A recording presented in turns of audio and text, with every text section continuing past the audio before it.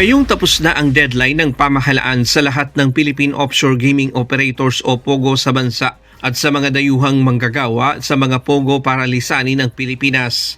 Sisimulan na ng mga ahensyang inatasan ng pamahalaan ang pagsugpo ng POGO sa bansa. Sa pilitang i-deport at ilalagay sa blacklist ng bansa ang mga dayuhang mahuhuli.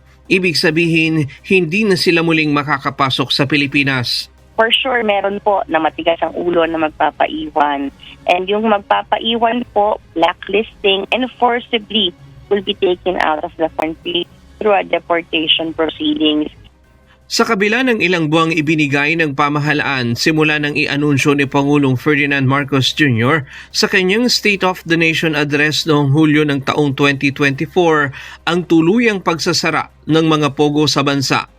Naniniwala ang Bureau of Immigration na mayroon pa ring mga dayuhan na hindi umalis ng bansa at magtatago, kaya pinaghahandaan na ito ng ahensya. Medyo madugo po ang preparations ng Bureau para dyan kasi alam natin na meron at merong matigas ang ulo na magpapaiwan po dito sa Pilipinas and will not comply with the regulations. That's why our intelligence division naka-ready na po sila. Sa tala ng BI nitong ikalawang linggo ng Disyembre, nasa 6,000 pang mga dayuhan na kabilang sa mga voluntaryong nagpa-downgrade ng kanilang visa ang hindi pa nakakaalis pabalik sa kanilang mga bansa. Pero sa huling monitoring nila, may mass deportation na isinasagawa ang mga POGO.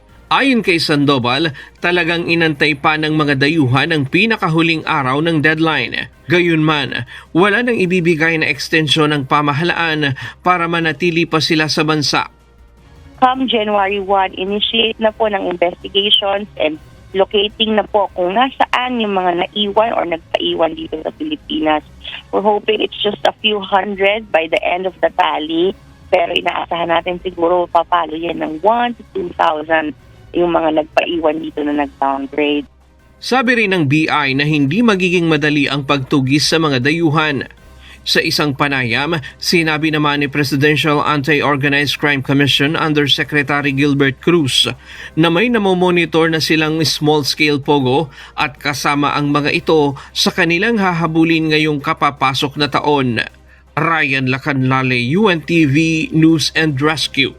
Diyos ang aming sandigan, serbisyo publiko ang aming pinahahalagahan.